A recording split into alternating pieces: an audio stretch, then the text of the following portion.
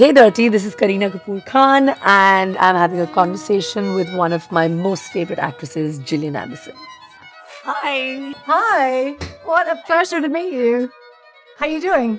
Great, absolutely. I think overexcited to be having this conversation on such an amazing topic. I read some of the stories in your book in Want, and I think absolutely fascinating. And I think it's also Thank so you. courageous and brave to have this thought, to write about it, so many different stories, so many different women. It's just lovely. I mean, and when I was reading a few of the stories, I felt like, I don't know, it was giving me like a weird confidence in me that, okay, fine, maybe someday, maybe I could do this. So, can I ask you some questions about that then? Let's see how it goes. Yay. If you were asked to write in a letter and it could be completely anonymous, is that something that you would feel? I'm not that I'm asking you. I'm just saying, hypothetically, if I were to ask you to write one, how would you feel about that? Because I know I struggled. Even I struggled. Yeah, I thought it would be Easy. fine. Yeah. Thought it would be easy. I'm quite, open and light and honest about. And then there was something very different about actually putting it down on paper and writing certain words. And I know it kind of, but it's fascinating. I mean, the idea is absolutely fascinating. I think because, somehow as women, we're always expected to be, like slightly more coy or slightly more shy. That's what is expected out of you. But I think that if, you're confident in your sexuality and yeah. you feel, beautiful in yourself, uh, yeah, I don't know. Yeah, maybe. Do you think? And I'm, completely honestly, I ha- is that an expectation in India? Do you think for women to be coy? Is that part of the expectation? I think it's just the way I think we all, are made to think, or it's the way we're brought up. I think it's just this thing that, women are a certain way. And of course, Yeah. now, things are, so much more in the forefront. Things are changing. Women are kind of, braving up and being more in the forefront. But there is Yeah. a certain way which is there. And especially, I think, as an Indian actor, it's really, really different and really, really tough.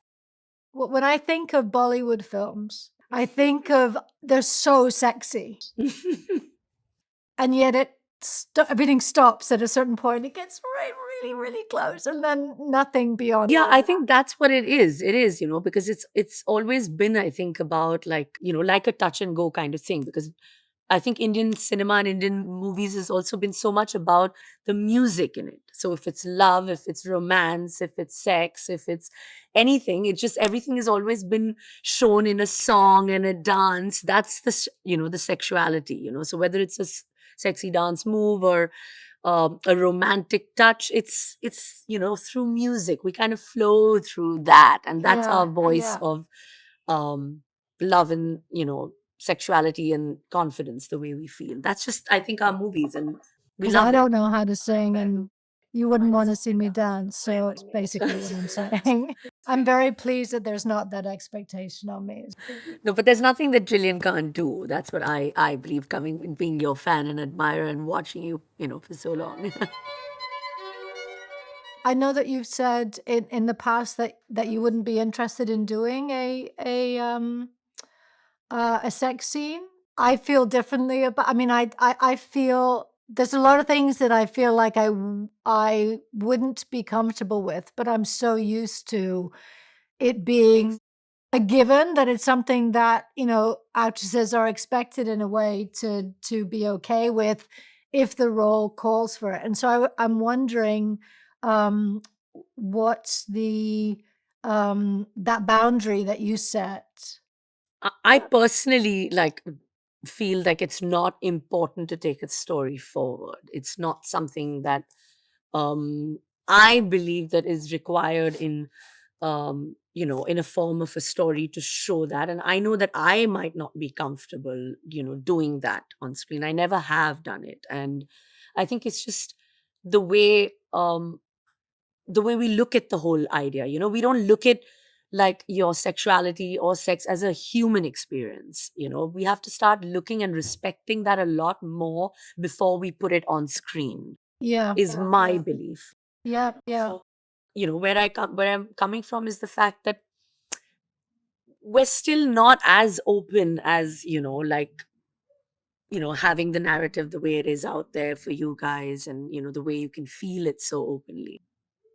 So while female desire is, openly tackled, in the West, it's always open, it's so open about it. What was very interesting in the stories in the book was the degree to which women still seem to feel quite a lot of shame within relationship, but to be, the thought of even asking their partner for what it is that they themselves might actually want, it's actually led to women really truly asking that of themselves about whether they feel brave enough to be able to even broach that conversation.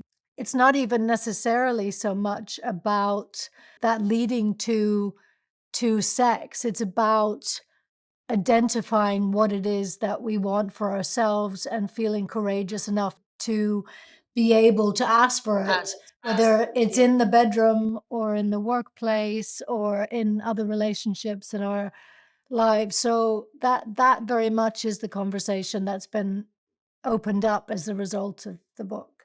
Yeah, absolutely. But do you think, like, people are now, there's going to be a return to slightly more traditional or conservative values in this, in the coming generation, or, do you feel that? I don't know. It's tricky because on the one hand, you've got in America, for instance, things moving backwards for women. You've also got younger generations like Gen Z, being much less interested in, from what I understand, in sex. They're much more interested in romance than sex. And I'm really curious about the degree to which intimacy properly plays a part in that because so many uh so so much of our younger generations are so used to having their primary relationship be with their phones.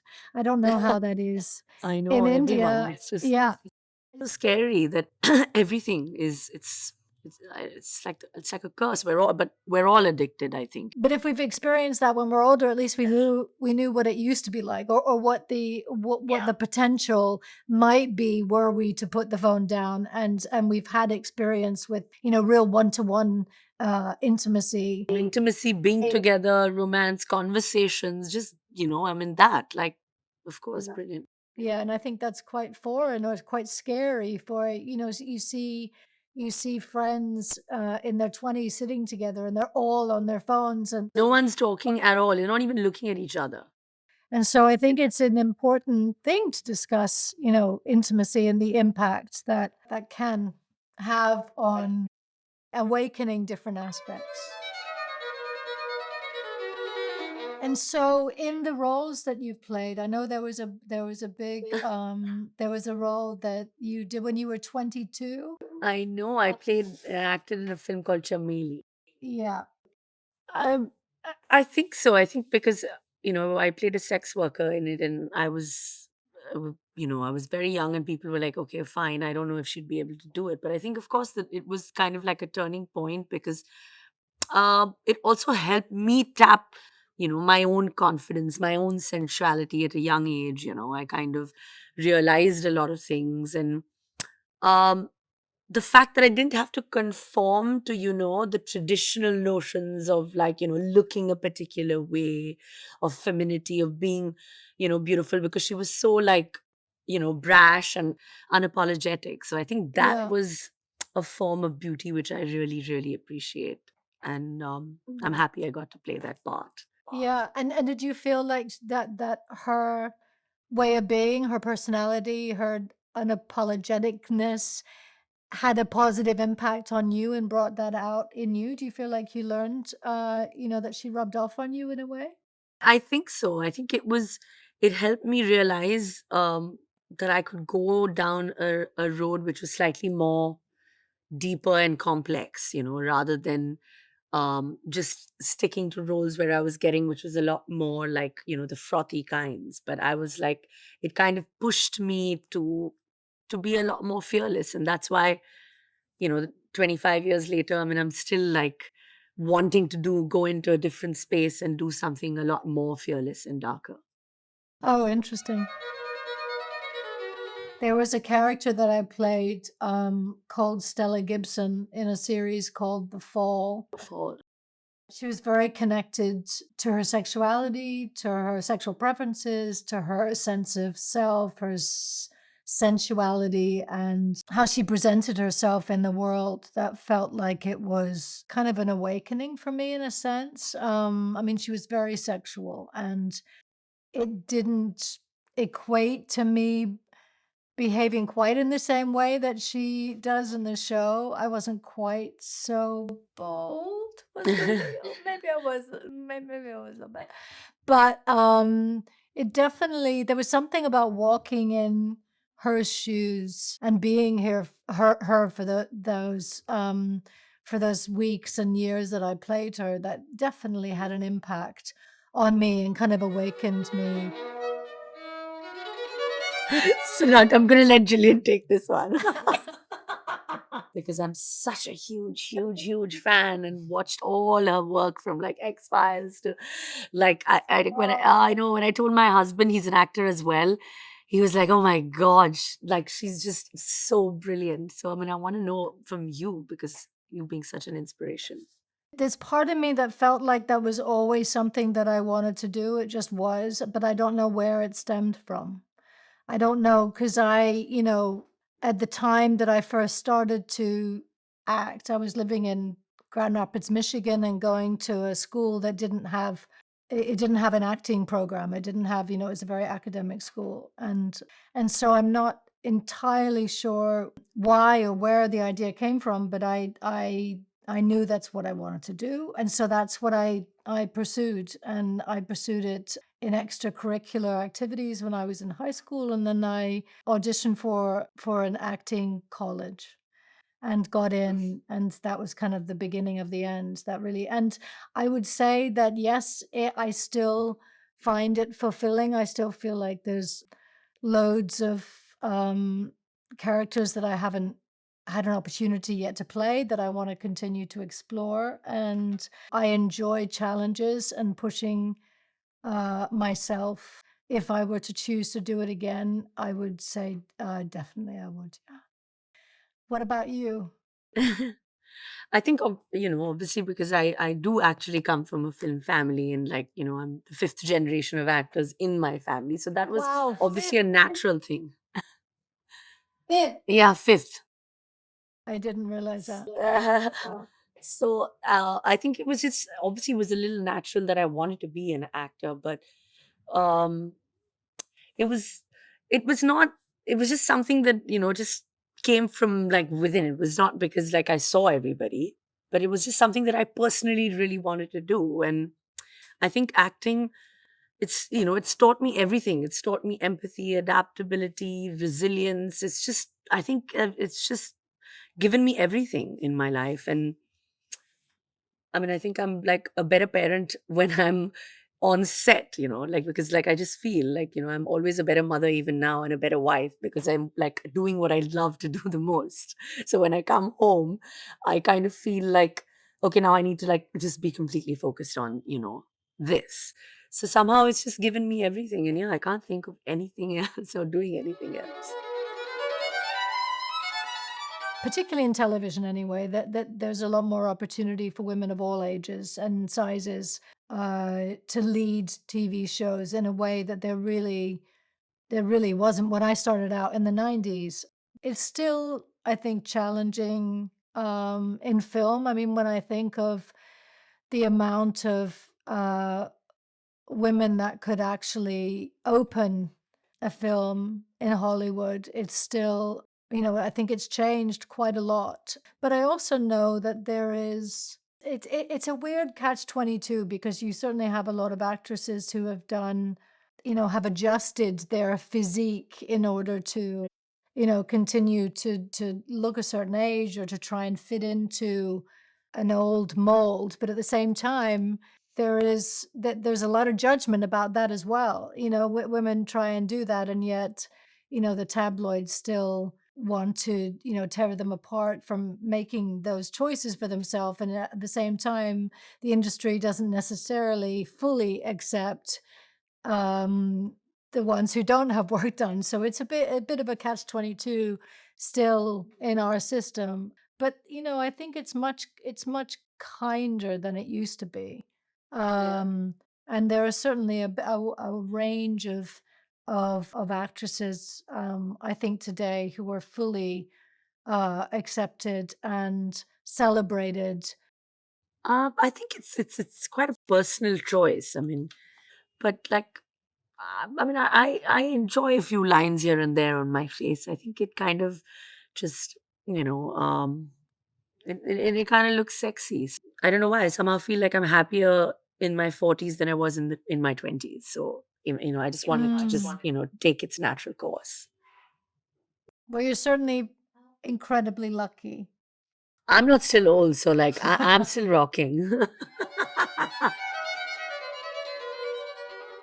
Do you see yourself like in the next 10 years? Are you just going to be are you still going to be like just acting, or where do you see yourself? Because you've been such an inspiration for me and for so many women out there I know, who look up to you in all, your characters. And of course, we've only seen you through your work, and we kind of feel like we know you through your work. You tend to another actor, take inspiration from another actor, and you look at them and you kind of start making up stories in your mind that, okay, so and so is like this and she is like this, she might be, I don't know, I mean, I tend to do that. So I just want to know like where you would be like 10 years from now, when you like. I feel incredibly lucky to keep being offered roles, and as long as people keep asking, as long as my limbs can keep moving me forward, I would love to continue to work. I don't see that stopping anytime soon, and I feel very grateful for continuing to be offered things. And is it something that you're still enjoying and you foresee? I think so. Same like you. I think yeah. Till our limbs can move, we'll, try and crawl into the studios and try and give it our best shot. Yeah. It was such a nice chat, and I'm so happy I had this opportunity to see you, and hopefully one day soon in person. And If I ever come your way, I will ring your doorbell. Stella Gibson has to do that. Really nice to meet you too. Thank you very much. Brilliant. Thank you so much. Thank you.